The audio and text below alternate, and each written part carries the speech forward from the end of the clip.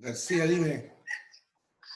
Rolando, sabes que no me puedo comunicar, me meto y me dice abrir Zoom meeting y después me dice, nunca me ha pasado que me pide this meeting es para utilizar solamente para no sé qué. Y no sé qué apretarle, porque toda la vida me parecía el tiro, ¿no? Pero se están metiendo en la otra entonces, o en la anterior. No, Rolando, te metes en la última que mandaste a las 12:07, no a las 12:01. Pero dice 14:30 horas. No dice nada, pues. Y después dice, sí, me pide algunos, me dice entrar mi mail, dice el password y otras cosas que nunca me había pedido antes, me pide no sé cuántas cosas. No sé qué. A ver, te lo acabo de reenviar. Te lo acabo de reenviar. Ya, pero, A ver, te lo acabo de reenviar. Ya, espérate, lo estoy viendo. Espérate, entonces estoy viendo, ya ahí me lo enviaste, clase práctica integral. ¿Ya? Ya, de manera.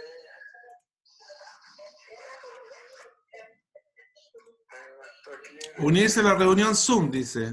Unirse a la reunión Zoom. Unirse a la reunión Zoom, práctica. Le coloco, ya como siempre, dice abrir Zoom meetings.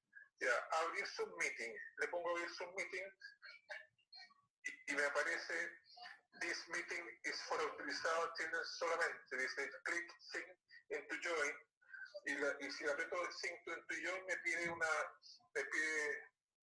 dice sync, entra tu email, entra tu password y después me dice keep me. Nunca me apareció esta corte. Pero a ver, ¿te pide el ID de la reunión y el código de acceso?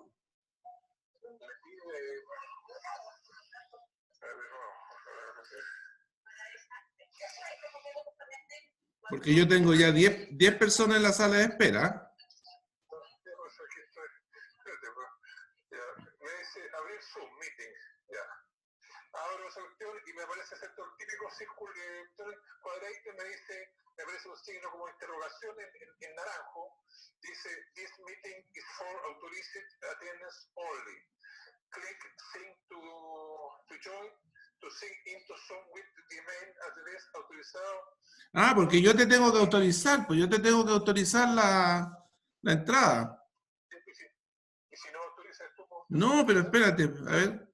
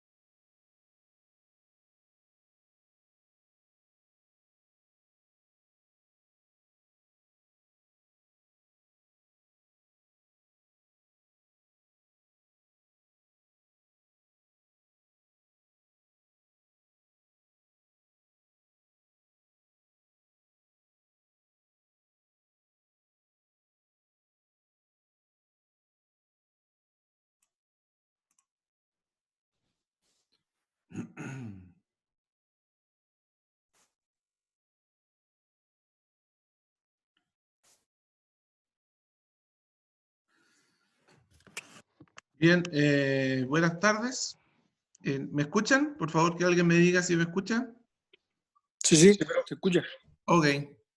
Estábamos con un problema técnico que no se puede conectar el profesor Juan Carlos García, pero, y por eso hemos demorado un poco la iniciación de la clase.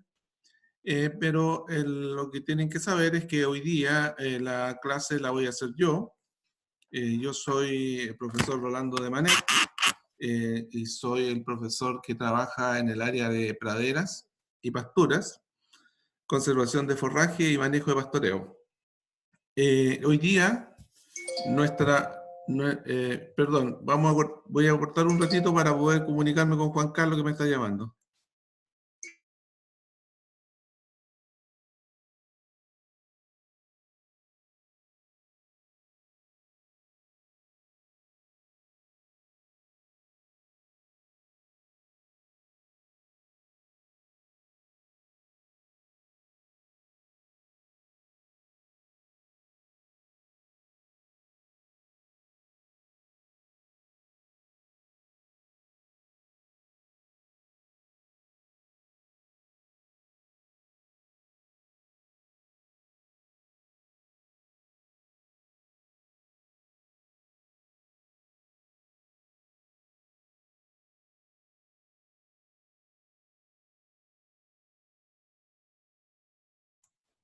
Ok, se está tratando de comunicar Juan Carlos, pero vamos a esperar un rato.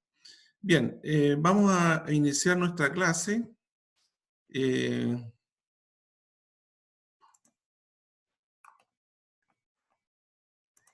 Vamos a iniciar nuestra clase con la presentación de hoy, que corresponde a la primera de dos presentaciones que yo haré y que tienen relación con los desafíos en la agronomía. Por favor, que alguien me diga si se ve bien la presentación. Sí, se ve, profe. Sí, ok. Bien. Haremos dos presentaciones en relación al tema que me compete. La primera se refiere a una presentación general relacionada con los desafíos de la agronomía en estos tiempos.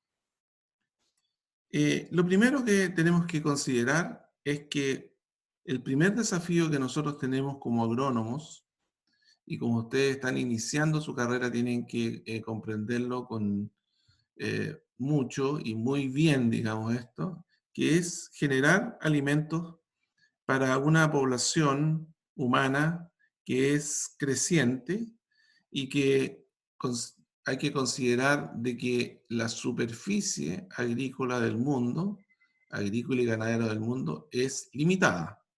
E incluso se va reduciendo con la expansión de las áreas urbanas y la expansión de las áreas de ocio.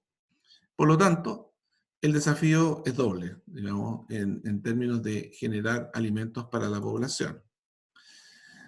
Se sabe, ¿no es cierto?, que la población mundial de aquí al 2050 o quizás antes llegue a los 9.800 millones y hoy solo somos 7.300.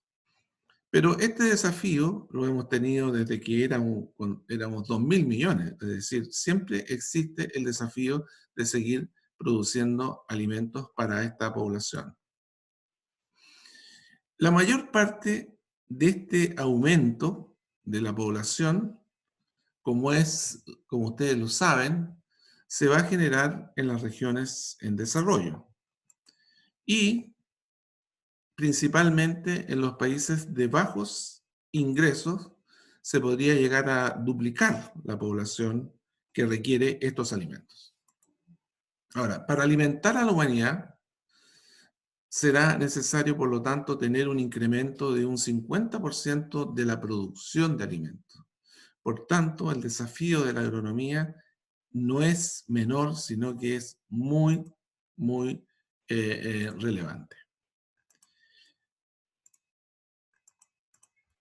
Ahora, ¿qué ha pasado con el mundo, digamos? La urbanización y el crecimiento de la riqueza están impulsando en los países en desarrollo a una transición nutricional en términos de los alimentos que utilizan. La población humana está demandando un consumo más elevado de proteína animal que exige un aumento de la producción ganadera con uso intensivo de los recursos. Es decir, uno observa en países como el nuestro, que son países un poquito más desarrollados, eh, que el promedio de los países en desarrollo, uno puede observar de que existen corrientes como las corrientes de alimentación vegana, las corrientes de alimentación orgánica, ese tipo de corrientes, pero si uno analiza el global de la población de Chile, ese ambiente es muy elitista y reducido. Es decir, lo que está sucediendo es que con el aumento del ingreso de la población, de los ingresos de la población, se está generando un aumento en el consumo de proteína de origen animal, cosa que antes no existía a ese nivel. Ahora, si uno analiza África, la situación es mucho más eh, logarítmica, el crecimiento en el consumo de proteína animal es mucho más logarítmico, es mayor, digamos. Por lo tanto, la población demanda que los sistemas productivos generen más proteína animal, pero además que tengan menos emisiones y que los animales sean criados bajo un sistema de un mejor bienestar animal. Lo segundo es producir más alimentos, pero con menos superficie. Y ese es un desafío, porque los sistemas deben adaptarse para ser más productivos y más diversificados. Es decir, en realidad el mundo está exigiendo una diversificación y no quiere que continúen los sistemas de degradación de los recursos naturales a través del uso de los monocultivos. Ahora, debemos reducir todo proceso de degradación y el uso de productos nocivos para el ambiente y la salud humana. Es decir, esto que ustedes están observando, que es un olivar, es decir, un lugar donde se producen las olivas, las aceitunas, es un desierto de olivos, porque en definitiva, lo único que se pretende tener es el árbol de los olivos y nada más. Y por lo tanto, esto que es consecuencia del uso de los pesticidas, ¿no es cierto?, y del uso de la maquinaria, de la energía, esto ya no está siendo permitido por la población humana. Ahora, con sistemas orgánicos, regenerativos, holísticos, biodinámicos, que son todos sistemas que tienen algo en común, digamos, que es trabajar con muchos recursos, diversos recursos y con diversas plantas y con la diversidad del ambiente, ¿cierto? No es tan fácil cumplir el desafío de incrementar la oferta de alimentos. No es fácil, con eso no es fácil. Lo tercero es reducir las emisiones de gases efecto invernadero que están generando un cambio en el clima y que eso es una realidad, es una realidad. El ganado, que es lo que me compete a mí, es responsable de cerca de la mitad de las emisiones de gases con efecto invernadero de la agricultura. El ganado, a través de las emisiones de metano, ¿no es cierto?, los gases del animal, y a través del óxido nitroso, que es la volatilización, ¿no es cierto?, de las fecas y de las orinas, produce esta 50% de los gases que genera la agricultura.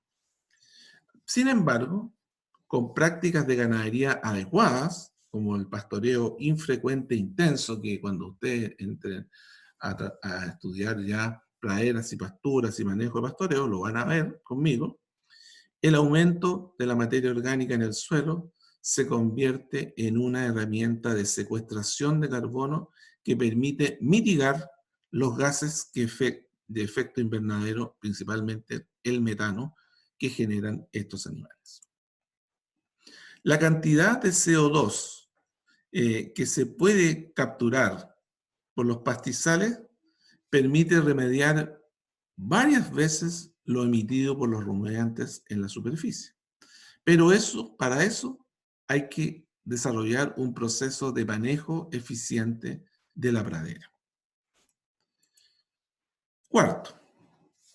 Cuarto desafío nuestro. Todo debe estar en armonía con el ambiente. Y este es un temazo para Chile, es un tema muy importante que lo enfrentó China con una guerra interior terrible y que lo han enfrentado los países desarrollados, por ejemplo, esta fotografía que es de Europa, donde ustedes pueden observar algo que es muy relevante y que en Chile no se está dando, sino que se está produciendo al contrario de lo que ustedes están observando aquí. En Europa y en Asia, la tendencia es a concentrar la población en áreas urbanas, rurales, como esto que se presenta aquí, y el resto, todo el resto, destinado a la agricultura y a la ganadería para producir alimentos, no para esta sección del país, sino que para todo el país, todo el país.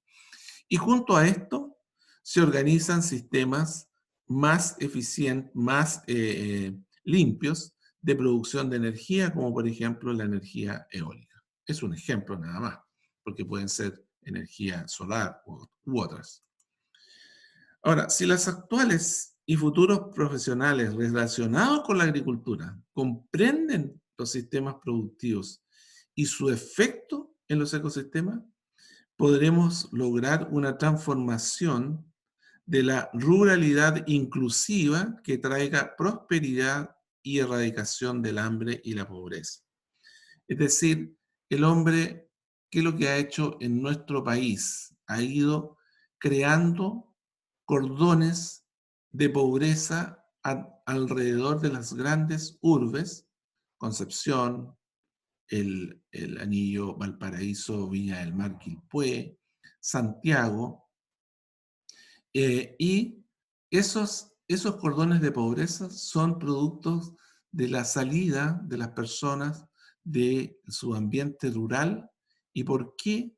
Porque no hay un ordenamiento territorial que haga que el sistema rural sea igual de atractivo como es el sistema citadino o de una ciudad. ¿Cuál es nuestro principal desafío dentro de esto? Es que la población humana no muera de hambre. Y no morir de hambre no es comerse todos estos ricos pasteles que están ahí, sino que la dieta sea absolutamente equilibrada. Es decir, nosotros tenemos la obligación de generar dietas equilibradas para la población.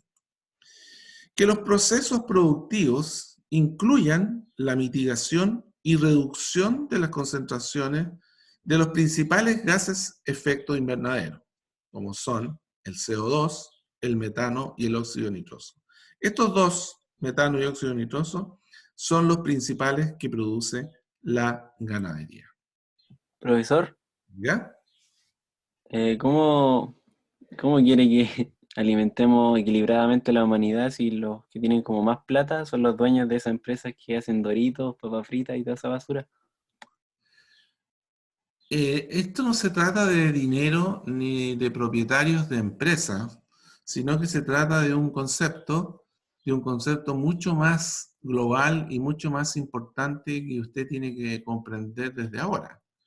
El primer concepto que tiene que comprender es que la población tiene que tener, y usted, junto a sus compañeros y yo, nosotros también, y junto a su familia y a mi familia, tenemos que comprender de que esos productos de comida chatarra son productos que en realidad, si bien generan ingresos a grandes industriales, a grandes empresas transnacionales que ni siquiera son de Chile, digamos, sino que son de todo el mundo, ¿sí? La única forma de que nosotros podamos controlar eso es educándonos en un sistema de alimentación equilibrada y balanceada y con productos mucho más naturales.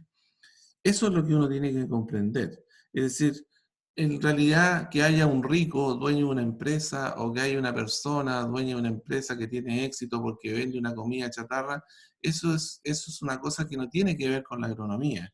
Lo que tiene que ver con la agronomía es la educación que nosotros tenemos que transmitir a las personas mostrando los beneficios que tiene el consumo de productos naturales. Por ejemplo, ¿qué más natural que tener en un pequeño campo, en un campo de media hectárea, de una hectárea, un invernadero o una huerta con nuestros propios alimentos? Y eso, si usted lo analiza bien, si usted lo analiza bien y recorre un poquito el campo, se va a dar cuenta de que eso no es tan generalizado en el ambiente campesino de nuestra región y de otras regiones. No es así, no es así. Que incluso más, le puedo decir, que yo vivo en el campo y por el campo donde yo vivo pasa una camioneta con un parlante gritando, anunciando la venta de hortalizas. Y esto es un campo. Y alrededor son puros campos chicos, todos campos pequeños, no es un campo grande, son campos pequeños. Y eso indica, digamos, de que nosotros no hemos sido capaces de educar a las personas, no a los adultos, porque ellos ya pasaron su etapa, sino que a las personas jóvenes como usted, a que tienen que desarrollar sistemas mucho más naturales que los que hoy día existen y lo que nos impone la publicidad, las comunicaciones, las redes sociales, la televisión, etc. Entonces, no se trata de eso, se trata de que nosotros tenemos que educarnos primero nosotros y después transmitir esa educación con fuerza para generar una alimentación más equilibrada en nuestra población. Existen programas gubernamentales en todos los países que tienen relación con una vida más sana, pero esos programas son programas de educación que llegan a una parte muy pequeña de la población. Por lo tanto, nosotros somos los encargados de expandirlo a toda la población. Bien, dicho esto, para producir, nosotros tenemos que aprender de los desequilibrios del pasado. En el pasado, los desequilibrios se produjeron, pero no eran tan importantes para la población, porque en realidad la población no tenía la percepción que tienen ustedes, los jóvenes, hoy día, de lo que es el mundo, y no tenían el desafío de alimentar a tanta población como lo tenemos nosotros hoy día. Entonces, lo pasado es parte de nuestra historia y ya no nos podemos quejar sobre eso, porque en realidad nosotros tenemos que mirar hacia adelante. Hacia adelante. De nuestro trabajo responsable, resiliente, es decir, que se va recuperando fácilmente, sostenible, que las futuras generaciones lo puedan desarrollar, y sustentable, que en el tiempo se mantenga, dependerá el fruto que cosechemos en el futuro. Y eso es lo que ustedes tienen que considerar y eso es lo que ustedes tienen que tener muy claro en agronomía.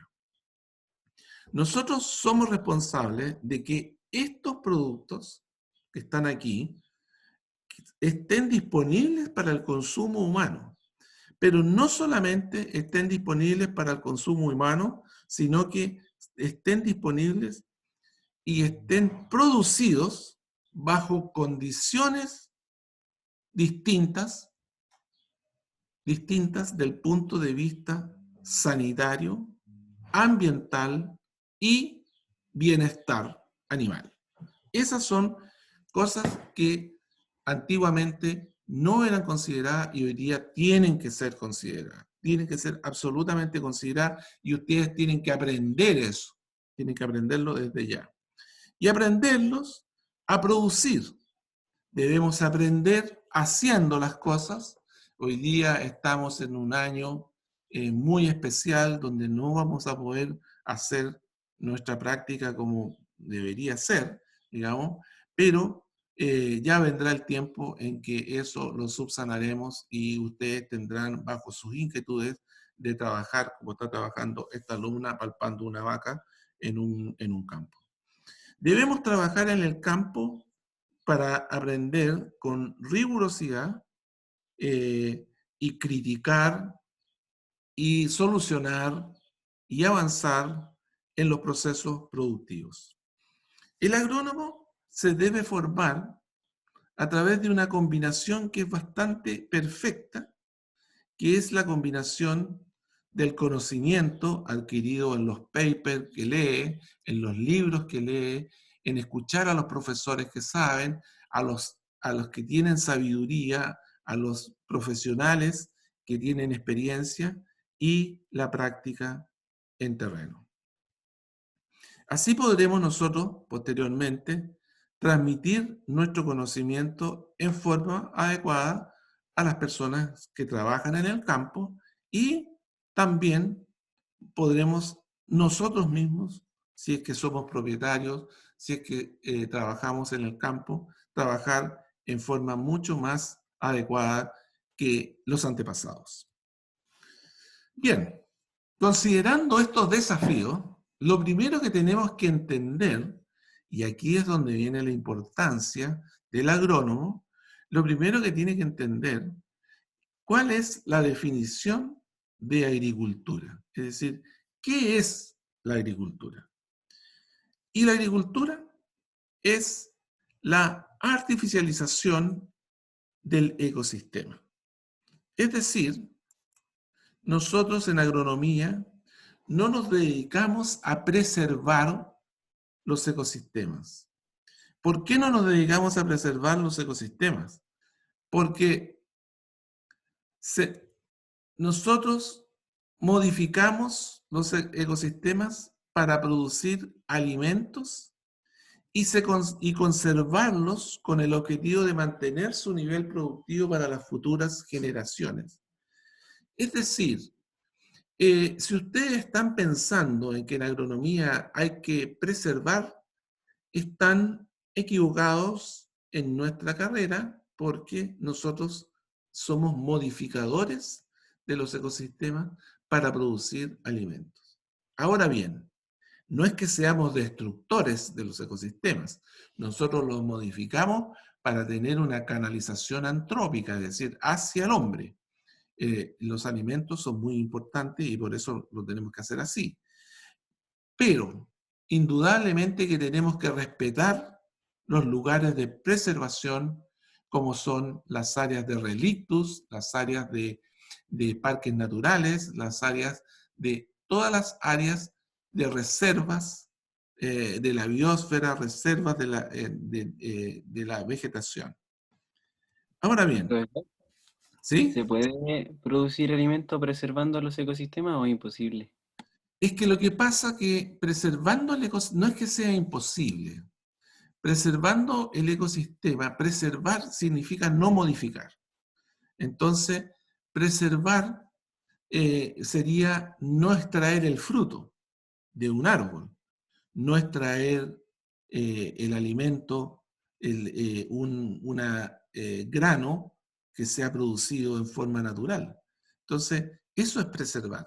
Por ejemplo, no sé si ustedes han asistido, han ido alguna vez a un parque a una reserva, donde ustedes hay un camino, ¿no es cierto? Hay senderos donde ustedes pueden recorrer, pero ustedes no pueden sacar una astilla, no pueden sacar un fruto, no pueden sacar una ramilla, una hoja, no se puede sacar porque eso se está preservando. Entonces, ahí no hay canalización antrópica. ¿Qué es lo que hay? Hay conservación, ahí está la preservación de esos recursos genéticos para que las futuras generaciones, sepan que existieron o que existen, sepan considerarlos dentro de los procesos productivos del mundo, sepan extraer en forma muy controlada la genética de eso, pero no tienen una canalización para el consumo humano. Entonces, hay una relación directa, hay una forma, la forma de preservar esto es a través de las reservas naturales, de los parques nacionales. Entonces, en esa área nosotros no intervenimos, no hay intervención. Pero nosotros somos agrónomos.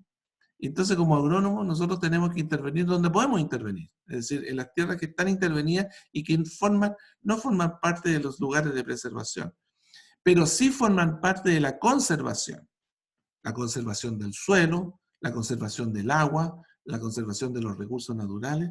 Eso sí, que es distinto. Conservar es muy distinto que preservar. Preservar es no modificar. Conservar es modificar, pero teniendo claro de que tiene que ser una conservación sostenible, resiliente en el tiempo. Entonces, ¿cuál es la unidad de trabajo del agrónomo? Es el ecosistema predial. Es un predio que tiene un límite. Puede ser una parcela de 1/4 de hectárea, o como puede ser un campo de 60.000 hectáreas. Es decir, el ecosistema predial, el predio, cambia de superficie, cambia de productividad por unidad de superficie, cambia, digamos, a través por tenencia de la tierra. Pueden ser predios estatales, predios comunitarios, predios individuales, predios familiares, etc. Pero esa es la unidad donde nosotros trabajamos.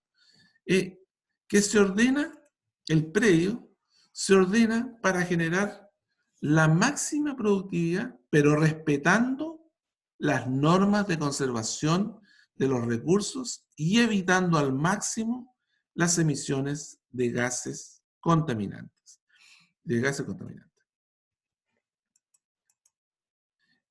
Entonces, uno tiene que preguntar y uno tiene que hacer un análisis de qué sucedió en nuestro país con la agricultura. Bueno, la transformación del ecosistema original es consecuencia, digamos, fue consecuencia de un proceso histórico que involucró una sucesión de cambios que partieron primero con la colonización indígena y posteriormente con la colonización extranjera. Es decir, ambos grupos que colonizaron nuestra tierra, lo que hoy se denomina Chile, ¿no es cierto? Ellos ambos transformaron el ecosistema original para poder alimentarse. El uso de los recursos pasó de un sistema recolector, inicialmente una población muy pequeña, ¿no es cierto? Por lo tanto, recolectaba, que uno podría decir preserva, no preservaba, conservaba, porque en realidad eran muy pocos, donde la dinámica del ecosistema no se alteraba a una artificialización máxima, como es la fotografía que estoy mostrando, y donde la canalización antrópica, es decir, los alimentos que llevamos hacia el hombre, fue la base de la transformación de los ecosistemas. Ahora bien, la expansión del hombre en el ecosistema se realizó a través de procesos que contribuyeron mucho a desordenarlo y a devastarlo, más que organizarlo y desarrollarlo. ¿Por qué razón? Porque en realidad no había restricciones, no había legislación, no había conciencia, no se miraba el futuro con mucho tiempo, porque en realidad los tiempos de hoy día son bastante diferentes a los tiempos del 1800 o del 1700, porque la expectativa de vida de las personas era mucho menor que la expectativa de vida de ustedes, los jóvenes de hoy. Entonces, en realidad, ellos no estaban muy preocupados del paso del tiempo y además eran muy pocos. Bueno, la expansión del hombre estuvo siempre basada en la extracción, que siempre consideró como premisa básica, y esa es una premisa que ha perdurado en la sociedad, en el mundo, no solo en este país, sino que en todo el mundo, que es la socialización de los gastos y la privatización de los beneficios. Es decir, es muy habitual, ¿no es cierto?, de que las personas en los países, no solamente en Chile, sino que digan, mire, en realidad nosotros queremos agua potable, alcantarillado, etcétera, etcétera, etcétera, pero a un precio muy bajo. A un precio muy bajo. Entonces, ¿qué es lo que hace el país? El país hace eso, cobra impuestos y con esos impuestos hace eso, genera estos requerimientos de la población, socializa el gasto. Pero cuando ahora nosotros decimos, mire, en realidad con esa agua y con eso yo me voy a beneficiar porque voy a hacer una empresa de helados y esos helados voy a usar esta agua y voy a usar la potabilidad del agua, etcétera, etcétera. El beneficio de eso, de haber tenido eso, con lo cual fue socializado en el país, ahora el beneficio es para ese señor o esa señora o esa familia que hizo la empresa. Entonces, ha sido básico en el mundo este concepto, socializar el gasto y privatizar los beneficios. En realidad, esto ha sido la ruina de prácticamente todos los países que intentan, digamos, salir del subdesarrollo, bajo esta condición. La gobernabilidad y la sustentabilidad del territorio quedó en el pasado fuera de control debido a que la percepción global estaba subyugada siempre a intereses particulares. Y eso es lo que nosotros vivimos en la sociedad actual. Es decir, está siempre el subyugo al interés particular y no al interés global, no al interés global.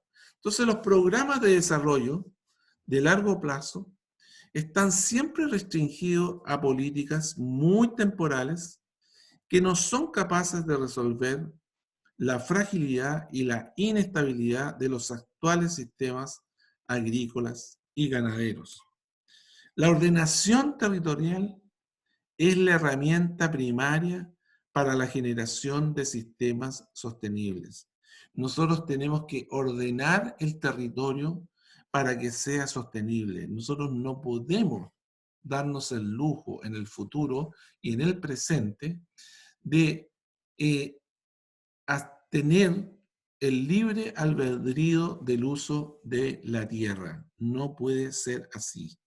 Y no puede estar subyugada, digamos, a intereses privados y particulares. Tiene que estar subyugada al interés global de la población. El incremento de la diversidad, el desarrollo de programas armónicos y la coexistencia del bosque autóctono, el cultivo de cereales y mantención de pastizales para la ganadería son el requisito básico para lograr el equilibrio y el mantenimiento de los ecosistemas. Es decir, en este ámbito, los programas de desarrollo armónico han fallado en todo el mundo, en todo el mundo. Y, de hecho, países que se consideran desarrollados, que se dicen desarrollados, tienen un problema serios de destrucción de sus ecosistemas para producir alimentos y para la expansión de las ciudades. La sostenibilidad de un sistema agrícola y ganadero requiere de la educación y también requiere de la comprensión de la sociedad en su conjunto, que significa identidad y valoración de los recursos naturales. Eso es importante. La identidad, es decir, cuando ustedes consumen un pedacito de queso, y ese queso dice, mire, eso es queso de la faja Meissen, eso es identidad. Es decir, ustedes identifican ese queso con la faja Meissen.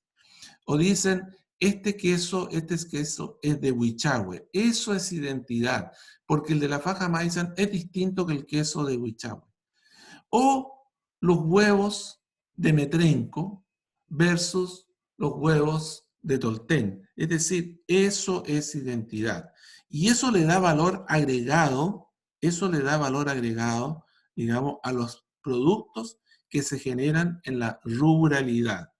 Y eso, para eso, se requiere mucha educación y que la sociedad comprenda las diferencias que hay entre los productos. En cada modificación que uno genera en el ecosistema, se reduce la capacidad de recuperación, estabilidad y producción y productividad del ecosistema. Por lo tanto, nosotros tenemos que evitar esta situación. Y al contrario, en cada modificación tenemos que mejorar la capacidad de recuperación, estabilidad y productividad. Y en eso es lo que nosotros tenemos que trabajar. Nosotros hemos generado un cambio en el paisaje. Y ese cambio en el paisaje, que ustedes pueden ver aquí, es un predio ganadero. Este es un camino para los animales, para las vacas, con sus cercos eléctricos, con sus puertas, ¿no es cierto?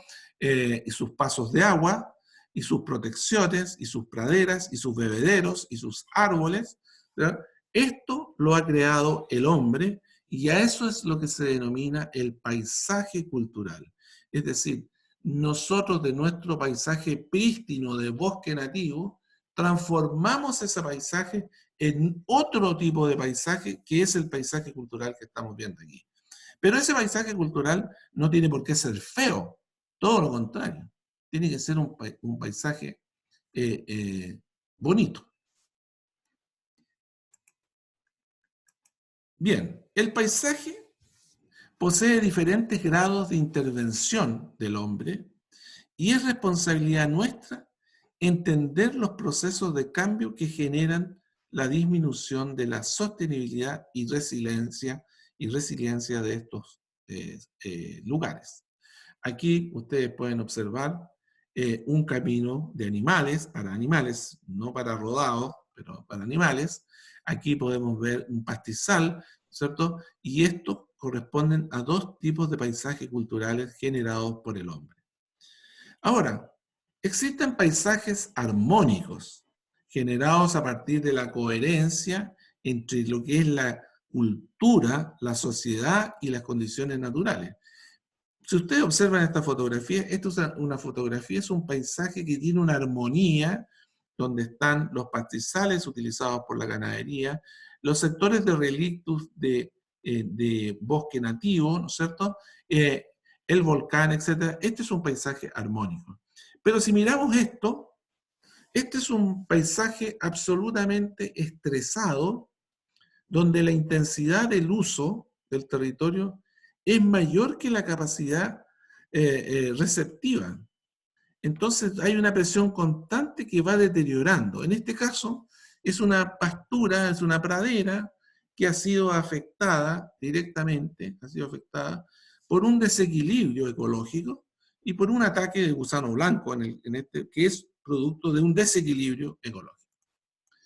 El paisaje, este es un paisaje agonizante porque muestra un estado de deterioro con baja capacidad interna, endógena de recuperarse, porque estos fueron árboles nativos que se destruyeron y hoy día es un pastizal. Y este es el paisaje un poco cimarrón que tiende a regresar a su estado original, luego que fue artificializado, es decir, fue modificado por el hombre. Y el paisaje relictual, que conserva parte del ecosistema original, parte de los árboles, pero con un entorno de un paisaje cultural que son los pastizales que ustedes pueden observar aquí. Entonces, comprender los cambios en el paisaje, su origen, consecuencia y y solución es nuestra responsabilidad. Es nuestra responsabilidad, porque de esa forma nosotros vamos a poder producir los alimentos que anteriormente estábamos hablando. El origen urbano de nuestros alumnos en agronomía y de los profesores también, ¿no es cierto?, no es una justificación para no entender el ecosistema donde se van a desenvolver y a desarrollar o donde van a generar políticas públicas o privadas de desarrollo agrícola y ganadero. No es tolerable que los actores técnicos, es decir, nosotros, estemos desconectados de la realidad concreta de los productores rurales y de los potenciales empleadores de las empresas agropecuarias. Eso no se puede tolerar hoy día. Es nuestra responsabilidad estar siempre conectados con la realidad concreta de los productores rurales y de los potenciales empleadores o los potenciales entes a los cuales nosotros vamos a buscar soluciones.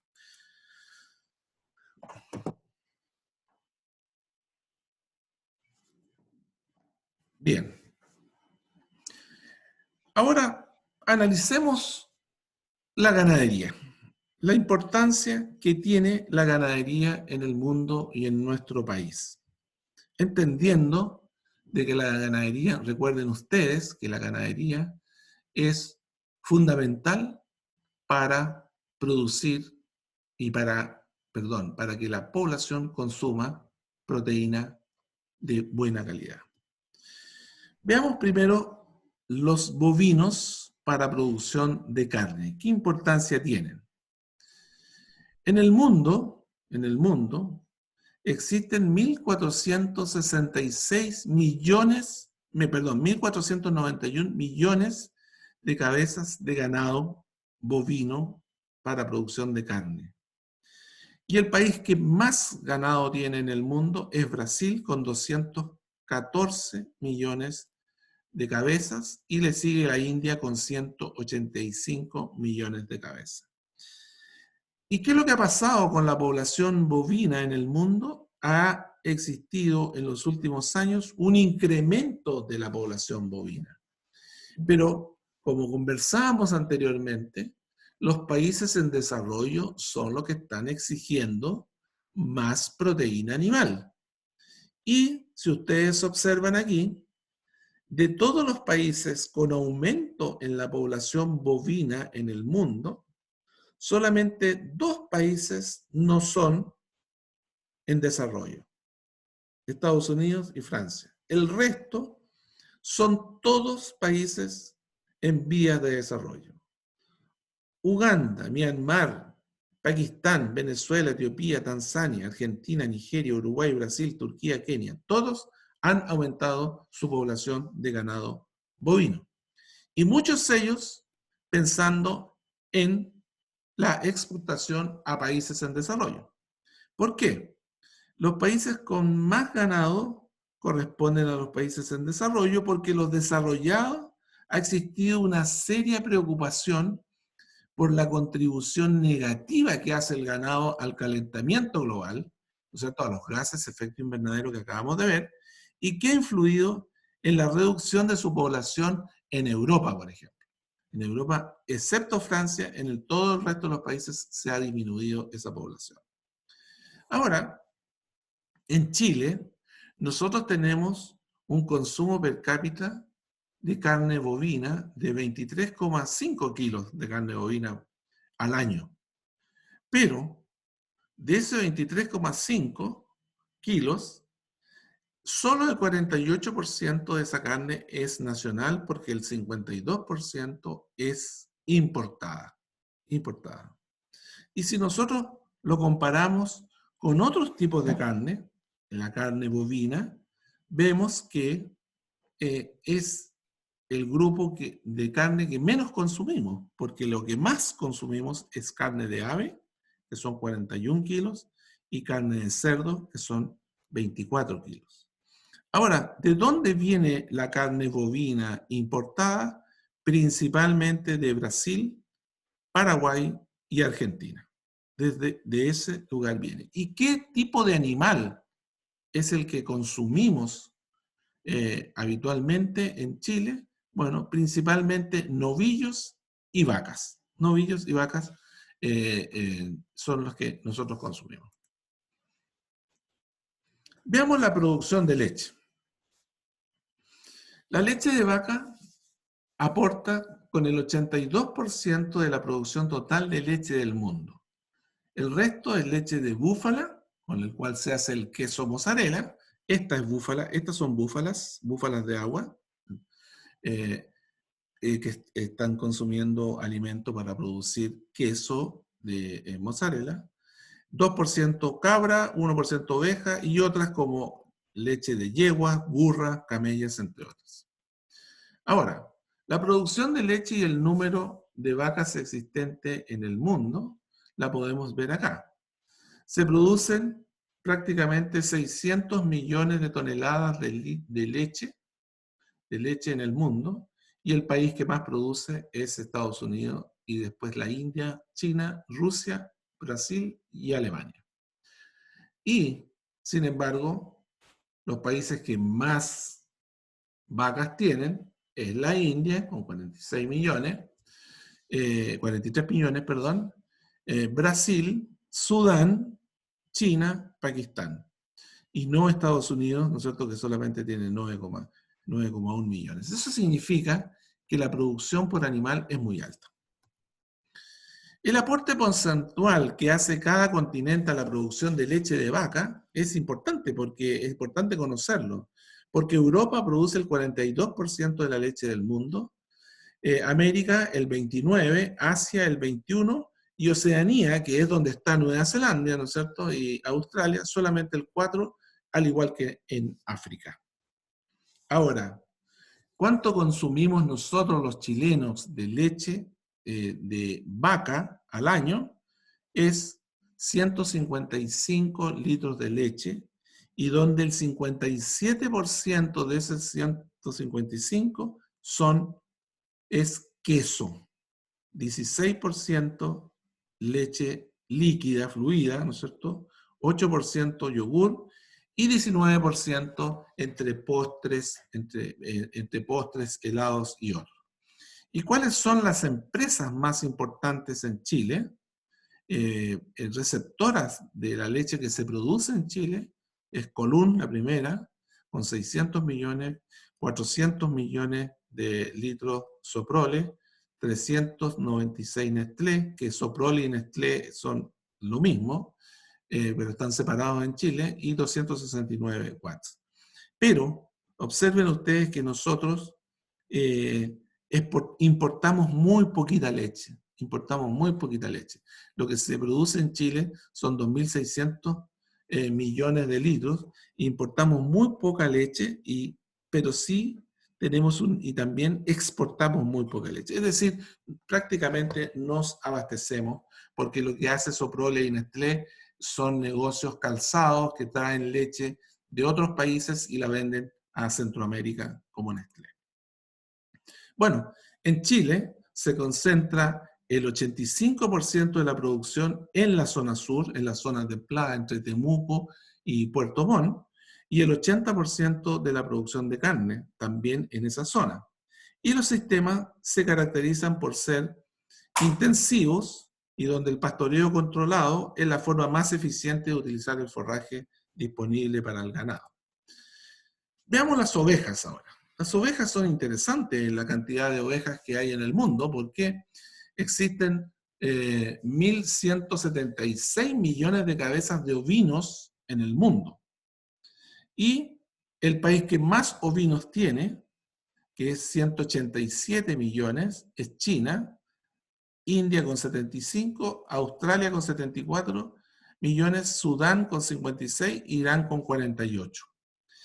Chile posee un poco menos de 4 millones de cabezas, donde la región de la Araucanía, donde nosotros tenemos nuestra universidad, hay solamente 282.000 cabezas, y el 70% de la masa ovina en todo el país se encuentra en manos de pequeños y medianos productores en las diferentes áreas agroecológicas del mundo, de Chile, perdón. Y las cabras, los caprinos, que también tenemos en nuestra región. Ellas han tenido tradicionalmente una fuerte influencia en la vida socioeconómica de las poblaciones humanas, especialmente en las regiones rurales y por sobre todas las cosas en las menos favorecidas del mundo. En estas regiones, el ganado constituye una fuente importante de proteína animal de calidad, al convertir recursos naturales de baja calidad, el ramoneo, ¿no es cierto?, en pastos secos, árboles secos, etcétera, en proteína animal de alta calidad. Debido a su tolerancia al estrés de calor, las cabras pueden sobrevivir y producir en regiones marginales del mundo. Y por otro lado, cuando se manejan bien, contribuyen a la preservación de ciertos ecosistemas, pueden usarse como una herramienta ecológica para el control de especies nocivas y reducir también, esto es muy importante, sobre todo en África y Asia, reducir la incidencia de incendios forestales, mejorar los pastizales y el hábitat, y el hábitat de la vida silvestre. Bueno, 1.000 millones de cabras hay en el mundo, en Asia prácticamente 600 millones, África 350 millones y muy poco en Oceanía, Europa y América. ¿Para qué se utiliza las cabras? Se produce 17,9 millones de toneladas de leche, 5,3 millones de toneladas de carne y 1,2 toneladas de pelo de cabra, que es el mohair, que es más fino, el spin count es más fino que el de la oveja. En Chile, las cabras se ha reducido, la población de cabras. En el año 85 habían una cantidad el doble de las cabras que hay hoy día. Y nosotros tenemos hoy día una población de 412.000 cabras, y teníamos en realidad 1.000.000 de cabras, 1.200.000 cabras en el año 85. Ahora, la cabrería hoy día forma parte de la marginalidad. Esta es una típica cabrería, ahí hay un cordero, digamos una oveja, que es para el consumo de carne, pero en realidad esta es una cabrería lechera en la zona de la región de Coquimbo, y esta es una majada de caprinos en la localidad de Lonquimay, donde su principal uso es la carne. También hubo de leche, pero su principal uso es la carne. Los cerdos también son importantes en el mundo, muy importantes en el mundo, y son animales que se crían con mayor frecuencia en el mundo, mayor frecuencia que otros, y poseen una amplia distribución. Son fuente principal de proteína para millones de personas en numerosas culturas y diferentes regiones geográficas. Ha existido en el número de cabezas porcinas una reducción en el tiempo, pero la producción de cerdos en Chile se ha caracterizado siempre por ser una fuertemente intensiva, con altos niveles de tecnología integrada muy verticalmente con distintos eslabones de la cadena y concentrada en pocos actores. Esta es la ganadería porcina masiva, porque indudablemente que en la ruralidad hay una gran cantidad de cerdos. Chile es un país que enfoca su producción de cerdo al mercado local y a la exportación, y el país está habilitado para exportar a 64 países del mundo, y en el año 2017 exportó el 59% de su producción, según lo que manifiesta la Asociación de Productores de Cerdo. Y las aves ahora, las aves. Las aves, veamos primero la producción de huevos. Según la FAO, a nivel mundial se producen anualmente 1.360 billones de unidades de huevos, equivalentes a 72 millones de toneladas métricas de huevos. Y en el mundo existen más de 7.000 millones de gallinas. Y China es el principal productor de huevos, con 30 millones de toneladas, seguido de Estados Unidos, que produce solo 5,8. China es un tremendo productor de huevos en el mundo. Y China, siendo el mayor productor de huevos, no tiene ninguna compañía que esté en la lista de las 25 empresas líderes del mundo. De las aproximadamente 283 millones de gallinas ponedoras que manejan las 25 principales productores del mundo, más de 184 millones de aves son de propiedad de solo 10 compañías que son estadounidenses. Aquí ustedes pueden ver las principales compañías. La principal compañía está en Estados Unidos, la siguiente en México, Estados Unidos, Tailandia, Estados Unidos, Japón, Arabia Saudita. Es decir, Estados Unidos domina dentro de las grandes compañías de producción de huevos. Los sistemas de producción de huevos utilizados en el mundo son en su mayoría en jaulas, ¿no es cierto?, de batería. Esto es el 89% de la producción total, y solo en piso de tierra 7,8%.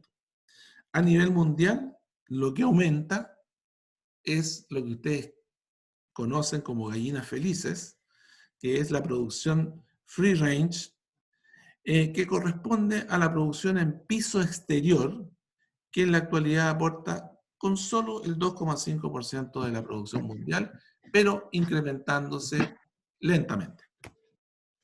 En Chile se producen 3,8 billones de huevos, donde el 89% es destinado al consumo y el 10% a la incubación, es decir, a la producción de pollos.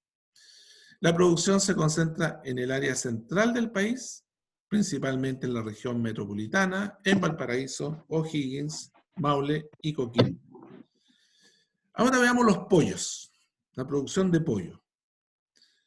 La principal compañía productora de pollos en el mundo está en Brasil, que es el principal frigorífico productor de carne del mundo, que es JBS. Es la productora más importante de proteína del mundo y posee negocios en 125 países y emplea a más de 125.000 personas. Y esta es una empresa que procesa 4.000 millones de pollos al año y fue fundada por José Batista Sobrinho en la región del centro-oeste de Brasil, y hoy es presidida por su hijo, Jocelyn Batista, que seguramente ustedes lo habrán escuchado en algunos casos en las noticias, porque se hizo famoso por algunos casos de corrupción en Sudamérica. Bueno, en Chile la producción de pollo se concentra en las regiones de Valparaíso y O'Higgins, donde aquí tenemos una gran cantidad de pollos en estabulación, por supuesto, y la producción es principalmente industrial, y solo 7 empresas dominan el mercado nacional desde la crianza hasta la distribución. El 80% de los pollos se consume en el mercado nacional y el 20% se exporta principalmente a países de Asia. Y los pavos, que es una carne que se ha aumentado su consumo, la carne de pavo es un 2% más rica en proteína y tiene entre 50 y 60% menos de calorías que el pollo, porque tiene menos grasa. El pavo se diferencia del pollo en su mayor rendimiento de pechuga, ¿no es cierto?, y que puede alcanzar valores superiores entre un 5 y un 10%. La producción se concentra en Arica, Parinacota, Coquimbo y Valparaíso, y donde estas regiones constituyen en su conjunto el 84% de la producción nacional. Actualmente en Chile solo 3 productores importantes de pavo existen: Sopraval, Aristía y Propavo, siendo el primero el pionero y líder del mercado, y que se inició no hace muchos años, bueno, para ustedes muchos años, bueno, para mí no tantos años, en el año 82. El destino es la venta de pavo entero y trozado, carne industrial utilizada en la industria de cecinas, donde el pavo es procesado como por ejemplo, ustedes conocen, ¿no es cierto?, el jamón de pavo, las pechugas ahumadas y cocidas, las longanizas, las vienesas que son tan populares, las hamburguesas de pavo, la mortadela, entre otros. Bien. El desafío nuestro, entonces, es producir proteína animal de calidad para alimentar la creciente población del mundo. Pero eso significa hacerlo con responsabilidad, hacerlo en forma limpia y donde intentemos manejar los animales mitigando los problemas que generan, como son los problemas de emisiones de gases de efecto invernadero. Muy bien. Creo que estamos en la hora. Si tienen alguna duda, si tienen dudas. Si el profesor García, yo creo que llegó, don Juan Carlos, por ahí. Hola, Rolando. No, si ¿Va? estaba y no me pude conectar, pero ahora se ya. arregló el problema. Si quiere hacer algún comentario a los alumnos. Bueno, buenas tardes, muchachos. ¿Se escucha, Rolando, no? ¿Se escucha bien? Sí, se escucha perfecto. Ya. No, solamente que no puedo hacer la introducción, ¿cierto? La idea es que don Rolando de Manet Filippi, que es profesor de praderas y pasturas de la Universidad de la Frontera, lo invité para dos presentaciones, que hoy día esto le va a hablar fundamentalmente de un poco de la ganadería, todo lo que les señaló, y la próxima clase, ¿cierto?, más referente a todo lo que son las praderas, ¿ya? Praderas, para que conozcan, vayan conociendo en su primer año las distintas praderas y pasturas que existen, ¿ya? Distintos después conceptos, etcétera, pero cosas muy generales, porque este ramo de ganadería y cultivo lo hacemos, en este caso lo tiene a cargo don Rolando, que es el encargado del ramo de práctica 2, o la práctica de ganadería y cultivo en segundo año, ¿ya? Entonces, la idea, ¿cierto?, de invitar a don Rolando era para que ustedes lo vayan conociendo, ¿cierto?, y él, el que más se maneja en esta temática, y son charlas muy, muy motivadoras y también, ¿cierto?, de muy simple y fácil comprensión. Así que, si hay preguntas específicas a don Rolando, en todo caso lo vamos a tener la próxima semana igual a las 2:30. Así que cualquier consulta que tengan ahora o duda, hágansela ahora, por favor. No sé si, Rolando, tú le comentaste que la clase va a ser grabada, ¿cierto?, para... ¿Comentaste algo? No, la clase está haciendo, las dos clases son grabadas y una vez que se termine, ustedes saben, el Zoom tiene un tiempo para transformarla y yo se las envío a todos los correos, a todos ustedes al correo electrónico para que la tengan completa. ¿Pregunta, muchachos? Bueno, ya hicieron algunas preguntas, por lo tanto yo creo que si tienen alguna duda, algún concepto que quedó pendiente, lo vemos la próxima semana, Juan Carlos. ¿Ok? Perfecto, me parece. Muy bien. Listo. Chao, Gracias y nos muchachos. vemos. Adiós. Chau, chau. Chao, profes. Chao, chao. Chau, profe. Nos vemos la próxima. Muchas gracias. Chao, chao.